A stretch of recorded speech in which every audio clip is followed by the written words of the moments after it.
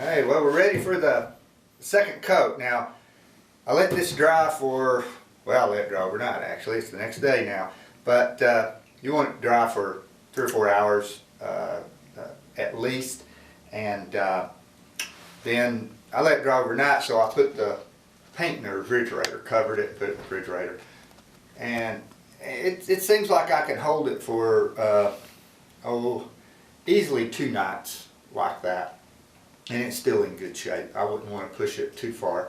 But so you only mix up, really what you're going to need. You can't mix up a whole bunch of paint and then store it in the refrigerator and use it a month later. So now I'm going to just check over everything. The first thing I would do is, after that first coat of paint is on, you can really see any little tiny holes anywhere that if you were doing a natural chair, you would never see those little holes because there's just too much going on out there. But with a painted chair, any little tiny dot shows up bad. And so you're going to want to look at those. There was one where the leg came through. There's another small little dot. And like I said yesterday, any little thing will show up through paint. So a little bit there, and I believe that's probably it for that. So as that is drying, I'll then look over where raised grain is. So as I said, the raised grain will be on anything that's been sanded or scraped, but not on something like the spindles that's been finished with a skew chisel, with a spoke shave, or the turnings which have been finished with a skew chisel. Also, the difference between an end grain will really jump out, like these knuckles. The raised grain is heavy on them. And up here on this ear, I used to get the same thing because I used to finish that with a file and then sand it. But now I finish it with a spoke shave, and so it just lays flat up there. There's no raised grain on it, so it saves me that whole work there. So I'll take some 220, kind of wore out 220, and then just lightly knock down. That's all that takes. You don't want to go down below the raised grain, because then it'll just raise again with you. It'll be a never-ending process there. And you get these knuckles right here.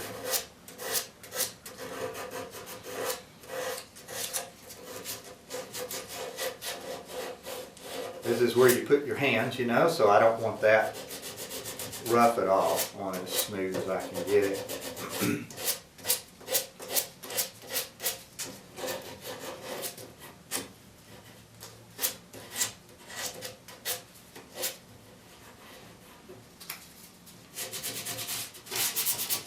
So underneath here, I scraped this so it's slightly raised. Now the back of the arm rail is where I finished it mostly with a spoke shave. There might have been a tad bit of light sanding back there, but it is pretty flat. Maybe just barely touch it.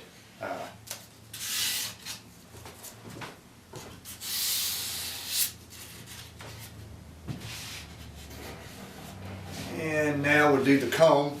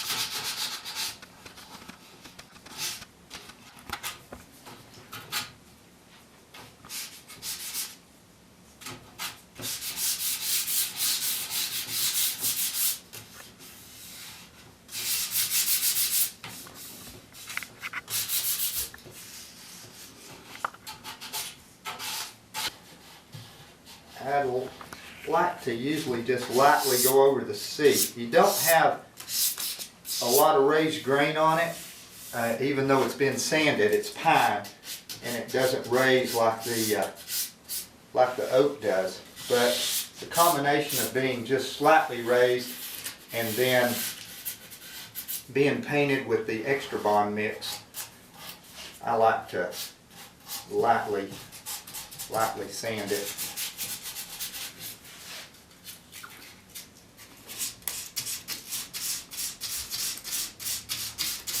You can see, not a lot of pressure. It doesn't take much to smooth it down.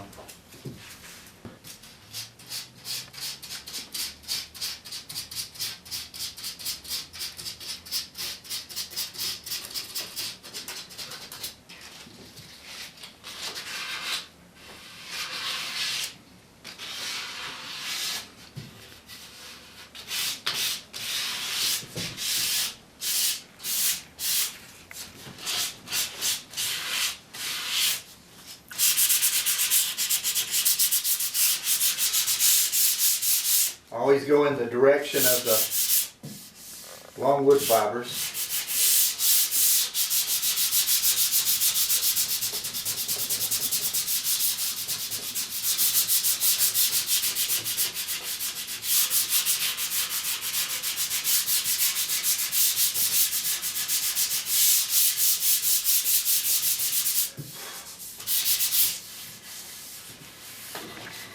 And I forgot the arm rail over here in the knuckles.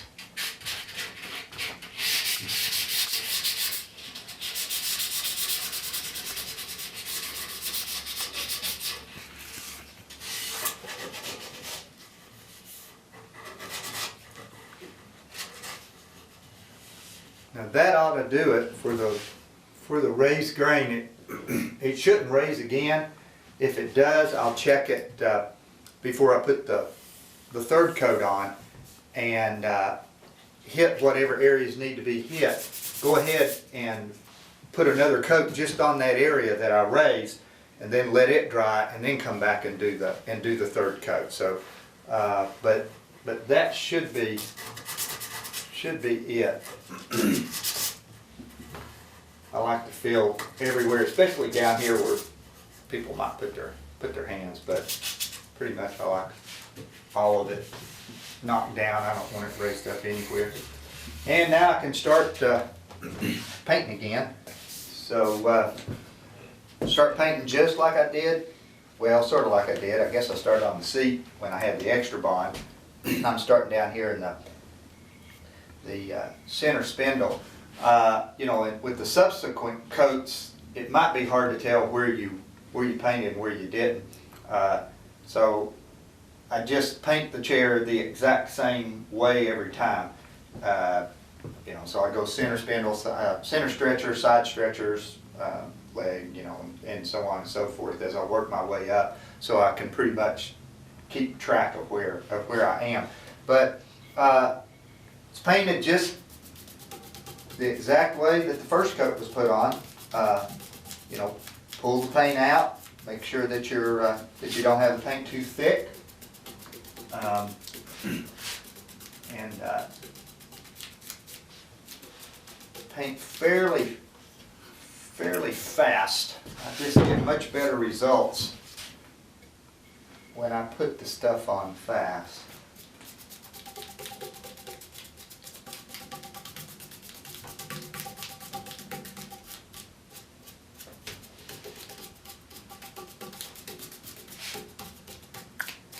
So, turn to here, and I guess that's really about all that you need to see of this, and we'll start shooting again whenever I get ready for the third coat. We'll go over it. Well, we're to the third coat of red. So what I need to do now before I start painting is, first off, look and see if I need to put a third coat on the maple. As I was saying earlier, the maple sometimes only needs 2 coats. It depends on how thick the first 2 coats were, and so I'm looking it over, and it looks to me, I don't see any wood showing through anywhere. So I think I'm gonna just leave this alone. Now, when you're doing a wash coat, like the black coat that I'm gonna put on top of this red is just a diluted wash coat. I still like to do the undercoat just like the chair is going to be this color. So I would take this red paint up to the point to where if I was going to be painting this chair red, that's how far I would take it, even though I'm going to put a black wash coat on it. So the legs look good. So I got by with 2 coats there. I'm going to put 3 coats on everything else. So 2 things I'm going to be looking for here is there any more raised grain?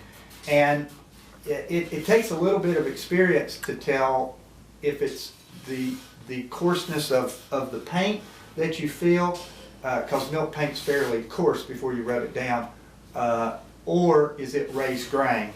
And I believe there's a little bit of raised grain right in the front of that cone, and I'm going to knock that down a tad bit, which means that I'll put a 4th coat on that. After this 3rd coat dries, I'll come back and just put a 4th coat just right on that cone, because I'll be cutting a little bit down through into the wood,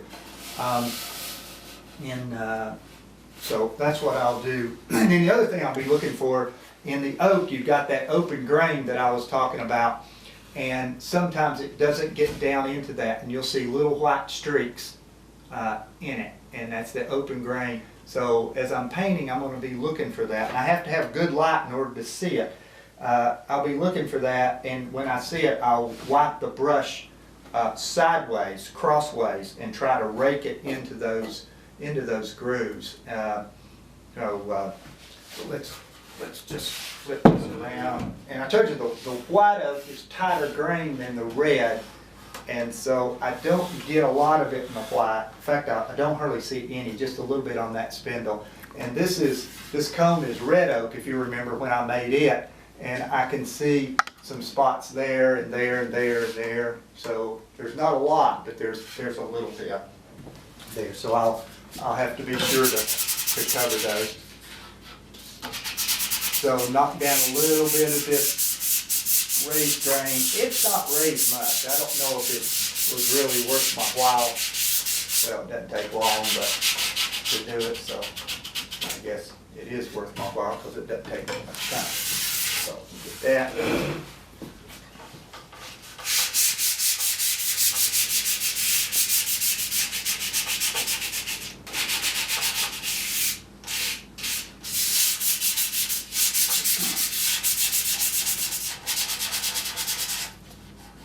I was thinking, when I mixed up the red paint, and I told you that various pigments require different mixes of water to paint, and I used 2 waters to 1 paint with the red. It requires a little bit more water than some of the other paints. The black, I mixed 2 with it also. But then, if I was mixing like the mustard color, I might go all the way down to a 1-to-1 there. And certainly the white, the soldier blue, those all require a lot less water than the barn red and the black do. And I had to mix up some more paint, so the 1/3 of a cup of paint didn't quite make it all the way with this chair. So a 1/2 cup would be what would be this chair. I guess I was thinking a 1/3 of a cup, that would be smaller chairs, like some of my side chairs might take. But so I had to mix up some more fresh for this final coat right here. So I'm not going to paint the legs, and so I'm going to start on the bottom of the seat here. Where's my paintbrush? There it is. And keep it straight up.